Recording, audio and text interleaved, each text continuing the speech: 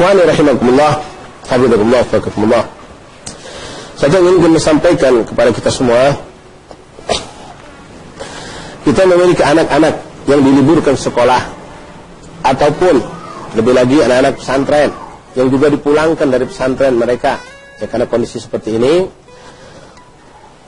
maka kami menghimbau benar-benar kepada para habaib, para hubabat, hadirin hadirat ikhwan sekalian yang memiliki anak atau keponakan atau cucu yang mereka dari pesantren dan terutama ya, yang mereka sepanjang berbulan-bulan dididik, mereka diarahkan, dijaga, dibimbing untuk menjadi seorang yang istiqomah, orang yang dekat sama Allah, orang yang selalu sholat berjamaah, gobliyah, ba'diyah, dzikir, wirid, Quran, semua mereka lakukan.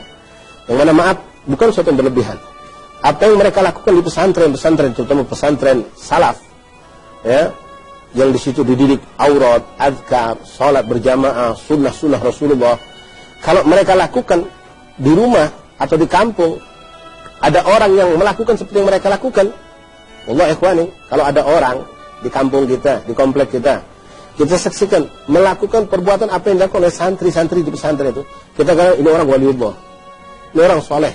Kenapa? Bangun sebelum subuh, sholat 5 waktu, nggak pernah lupa berjamaah, di awal waktu, pakai siwak, sholat gobliyah, ba'diyah, wirid, dzikir, Al-Quran nggak lepas. Tiap hari apa kata yang dibuat, yang keluar dari lisan mereka, qala Allah Ta'ala, qala Rasulullah, qala ulama. Luar biasa. Melihat maksiat, insya Allah jarang sekali. Mengucapkan kalimat kotor, apalagi dusta dan macam-macam maksiat, insya Allah jauh mereka.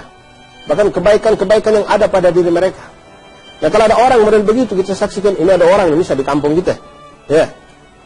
Sebelum subuh udah ke masjid, udah ke musola, tahajud, sholat, witir, baca Quran, istighfar, sholat adzan, jawab adzan, sholat gobliyah, baca doa, baca subhanallah bihamdi subhanallah azim astaghfirullah 100 kali, baca irid itu, baca doa fajar, qomat, sholat, habis sholat berjamaah, ya subuh, masya Allah, Allahu Akbar, jaminan dari Allah, perlindungan dari Allah, dalam naungan, dalam lindungan Allah, Allah berikan itu.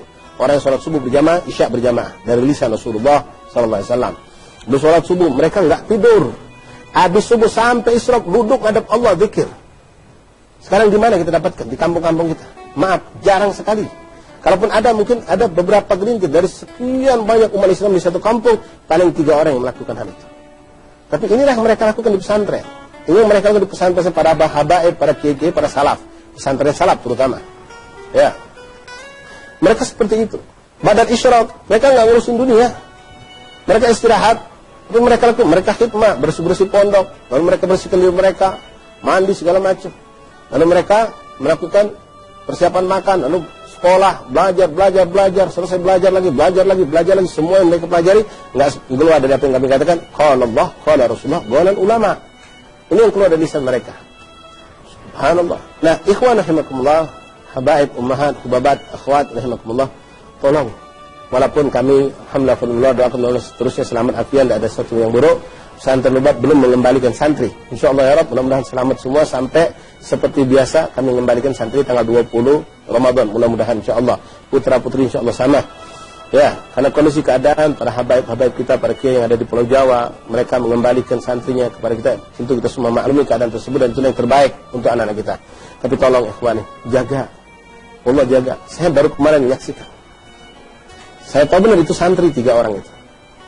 Naik motor tanpa helm, pakai sarung, baju kaos, numpuk 3. Santri itu baru berapa hari pulang sampai ke Palembang. Nggak hadir sholat berjamaah, subuh pun nggak kelihatan. Ini harus ditegur, harus diingatkan. Kita harus merasakan inilah mungkin cikal bakal yang akan menjadi tentaranya Allah dan Rasul ke depan. Sekarang mereka santri, mungkin 7, 8, atau 10 tahun lagi mereka akan menjadi tentaranya Rasulullah. Kita bantu mereka. 8 bulan, 10 bulan di pesantren dijaga, bahkan sampai 11 bulan. Baru 3-4 hari di rumah rusak, hilang semuanya, kotor, bahkan na'udzubillah, bukan cuma kotor, debu, najis sampai kepada mereka.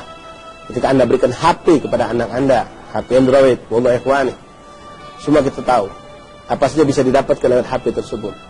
Udah dikasihkan HP Android, dibebaskan, bebas keluar, dipulangkan cepat untuk duduk manis di rumah. Enggak, keluar curi untuk sesuatu yang baik. Lah kita bebaskan mereka. Bahkan na'udzubillah min dzalik, mereka melakukan hal-hal yang melalaikan. Enggak sholat berjamaah, keindahan yang ada pada diri mereka, sholat berjamaah, gobliyah, ba'diyah, sholat duha, baca Quran, paling sedikit 1 juz sehari, paling sedikit mereka di pesantren.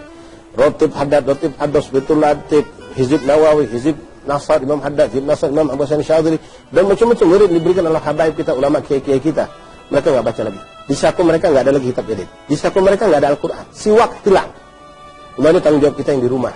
Tolong habaib, babat, akhwat, akhwani, akhwat, semua kita jaga mereka. Mungkin mereka cikal bakal orang besar, tapi syaitan berusaha untuk menghancurkan mereka. Wallah ikhwan, tidak para habaib, para kiai mengembalikan anak-anak anda cepat pulang. Supaya memang itu yang terbaik buat mereka sebetulnya. Tapi sayang beribu kali sarang kalau mereka kita biarkan bebas. Belum masuk nisfu Sya'ban, belum masuk Ramadan. Kesucian, kebersihan, keindahan yang ada pada mereka hilang, rontok, hilang.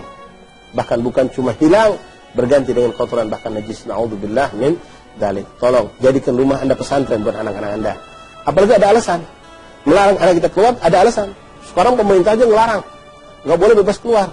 Kita jadi modernnya sekarang. Kita yang jadi kepala sekolahnya, kepala madrasah, pesantren kita.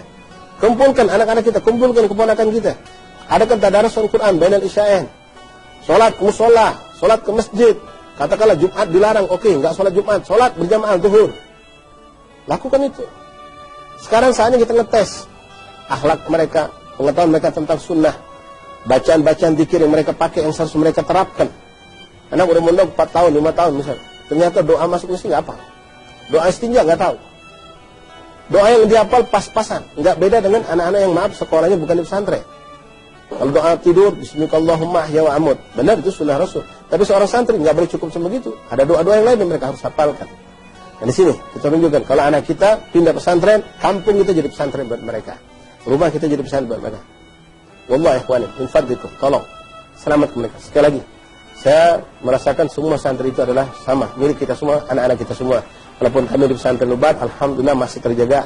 Anak-anak nggak pulang, bahkan tolong doakan. Mereka sekarang sedang menjalani ujian. Tapi yang sudah pulang adalah murid-murid, guru-guru kami juga, teman-teman kami juga yang jadi guru-guru mereka. Sekarang tanggung jawab anda orang tua. Wallahi ikhwan, jangan kau bebaskan anakmu dengan HP itu, rusak, hancur dia. Lihat semua maksiat dalam 1 detik, dalam 1 jam dia bisa puas menyaksikan segala bentuk kemaksiatan. Na'udzubillah min dzalik. Perketat, bikin aturan, bukan aturan yang membuat mereka jadi kaku. Dan jangan ente tertipu dengan alasan, sudahlah biar kelak, kesian budak itu sudah 11 bulan, sudah 10 bulan di pesantren, tidak pernah pegang HP, tidak pernah pegang motor. Iya, mending kau dosa pondok ke anak kau kalau memang kau pengen rusak seperti itu. Kesian orang tua, kesian guru-guru mereka capek. Maaf, jangan kau anggap kami bayar. Berapa yang kau bayar itu tidak senilai dengan apa yang mereka berikan. Sekarang anda, apakah anda sanggup untuk menjaga seorang? Saya titip 1 anak. Tolong jagakan 24 jam, kasih ilmu, kasih pelajaran, kasih makan. Saya bayar 1 juta. Itu yang paling ngetop bayaran 1 juta sekarang katakanlah. Anda sanggup 1 bulan, 24 jam ini anak dijaga, sholatnya dijaga, gobliyah badan diperhatikan, didik, ajari agama, ajari semua, mandi, makan segala macam dari situ juga. Belum tentu anda sanggup. Terbukti saat mereka pulang, baru 3-4 hari anda udah nggak sanggup, udah kewalahan. Nah ini sekarang cobaan buat kita. Latih, buktikan bagaimana anak-anak kita. Pulang mereka bagaimana. Kayak mau maghrib sekarang. Bagaimana mereka di pesantren? Mau maghrib udah siap-siap, maghrib udah pada mandi, udah rapi. Sekarang anak kita di mana? Sebelum maghrib cucu anda di mana? Keponakan anda di mana? Enggak tahu kemana. Nelpon aja nggak diangkat sama dia. Pulang-pulang tahu jam 10 malam, jam 11 malam. Subuh nggak kelihatan di masjid. Sholat apa karena sholat di rumah sekedarnya, pakai sarung begituan, pakai kaos, nggak pakai peci, wudhu sembarangan, sholat gobliyah enggak, wirid boro-boro. Habis sholat subuh tidur, bangun-bangun jam 8 minta makan sama emaknya. Jam 9 keluar. La ilaha illallah, astagfirullah. Ikhwan rahimahullah, mari jaga. Ramadan masih lama. Jadikan Sya'ban ini bulan berkah buat mereka, bukan bulan malapetaka. Tolong ikhwan, kesian guru-guru kita, para habaib kita, para ustadz, para kiai yang sudah mendidik 9 bulan, 10 bulan, bahkan 11 bulan. Lalu sampai di rumah, nggak nyampe hitungan 5 hari, 10 hari, anak kita udah jadi orang yang bukan cuma mereka tadi itu hilang kebaikan, bahkan banyak mendapatkan keburukan. Na'udzubillah min dzalik.